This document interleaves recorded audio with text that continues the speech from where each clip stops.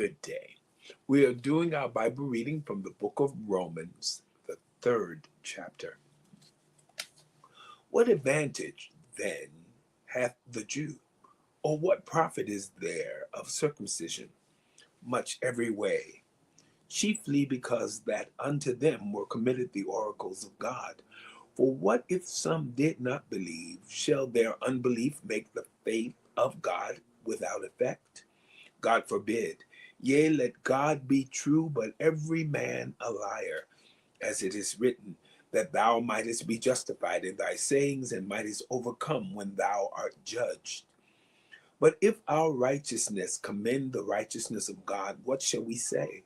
Is God unrighteous who taketh vengeance? I speak as a man. God forbid. For then how shall God judge the world?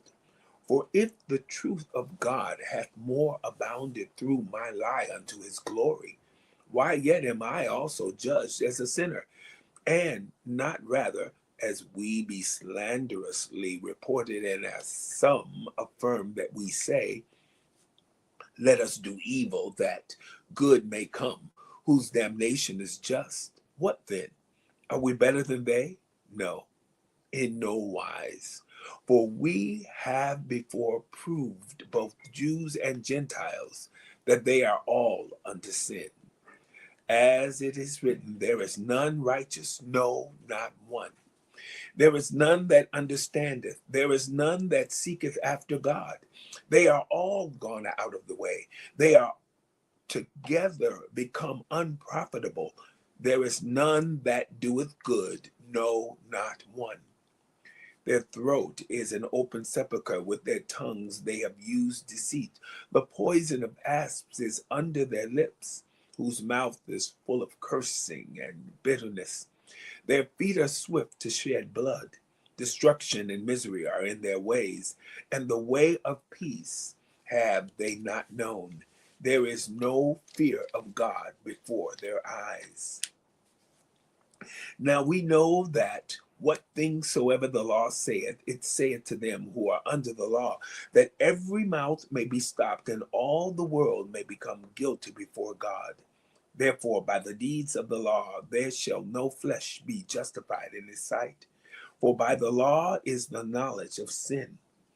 But now the righteousness of God without the law is manifested, being witnessed by the law and the prophets, even the righteousness of God, which is by faith of Jesus Christ unto all and upon all them that believe. For there is no difference. For all have sinned and come short of the glory of God, being justified freely by his grace through the redemption that is in Christ Jesus, whom God hath set forth to be a propitiation through faith in his blood, to declare his righteousness for the remission of sins that are past through the forbearance of God. To declare, I say at this time, his righteousness, that he might be just, and the justifier of him which believeth in Jesus. Where is boasting then? It is excluded. By what law? Of works?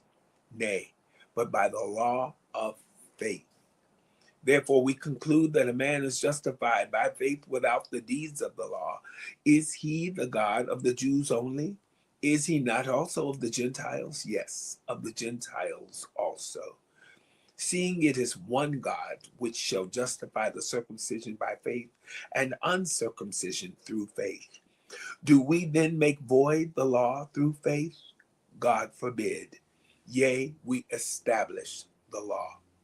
The book of Romans, the third chapter. Have a magnificent day.